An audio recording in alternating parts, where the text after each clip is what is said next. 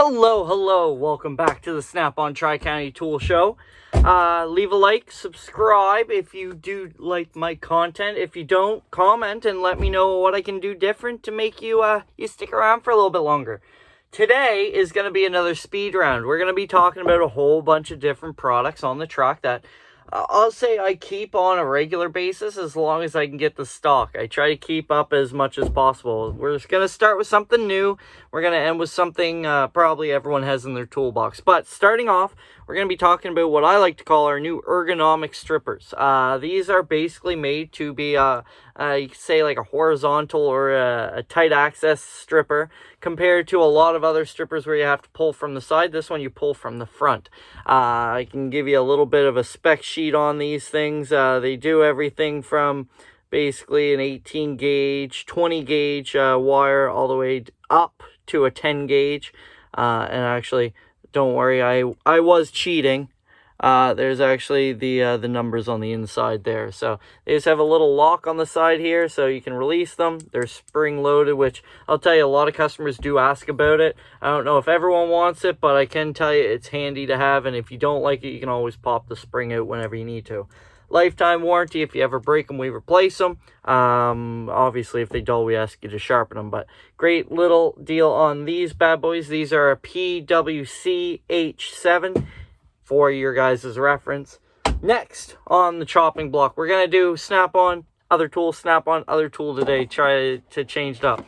Oil filter socket set, which I'll tell you, this one's actually, I should say a wrench set, even though they are sockets. This is the most common set that I sell for a lot of my Toyota customers, guys who need a set of filter wrenches for Toyotas. So biggest thing is they are splined in there with the proper sizing and the proper siding from them.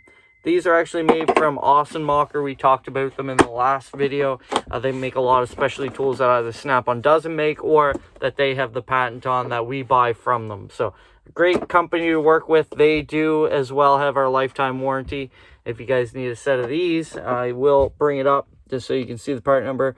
Through Snap-on, it's an ASTTOY 300, and your applicable models hopefully are legible there. If not, basically, most of the Toyotas that are on the market today that have a different filter are going to use this kit.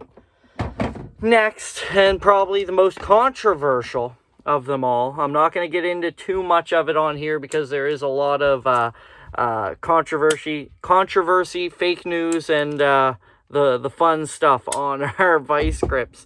Locking pliers, we like to call them. Obviously, they look very similar to Irwin vice grips. Biggest difference is USA made, heavier duty. For my customers, the biggest thing that I mentioned is that secondary crimping or rivet point up by the jaw up here. It keeps it from having the jaws fail on you and pull open if you are using them for tighter torquing, grabbing applications. But if you look down them, they look fairly similar. There is a reason for that. They are made in the old facility that vice grips were made in. But the biggest thing is obviously they are USA made. They're heavy duty. They're machined. They're not stamped out of a mold. And if I just go from top to bottom on them, of course, I'll never talk down to Vice Grip. Vice Grip is a great company. We've always had a good relationship with them. I still carry them on my truck, but for the guys that have a lot of Vice Grips fail on them, I usually trade them up to the Snap-on ones. Looking at the base of them, you'll see the adjustment screw on the bottom. That Allen wrench is made to be used if you do need to tighten up on something to get a better grip that you can't get with your hands. You can snap them on there and then tighten them up from there. The spring on the inside is a lot heavier duty. Boys, oh boys, if only I had a nice Snap-on light, I'd be able to show you guys a little bit better.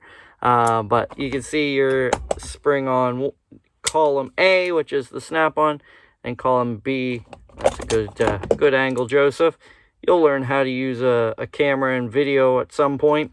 And that obviously is going to make it easier to release them, and also just general use. You're not going to have the spring wear out. The stronger the spring, the longer the life on that spring.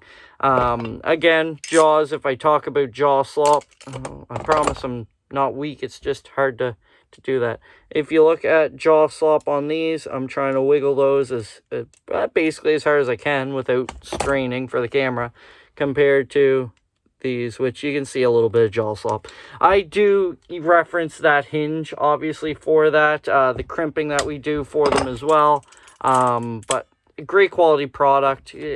If you need any information on them, these are an LP10WR, I believe. WC, LP10WC. So if you need to look those up, we have a whole line of them. Definitely grab them from your local guy. Or if you need them and you don't have a local guy, let me know. We'll get you fixed up with those.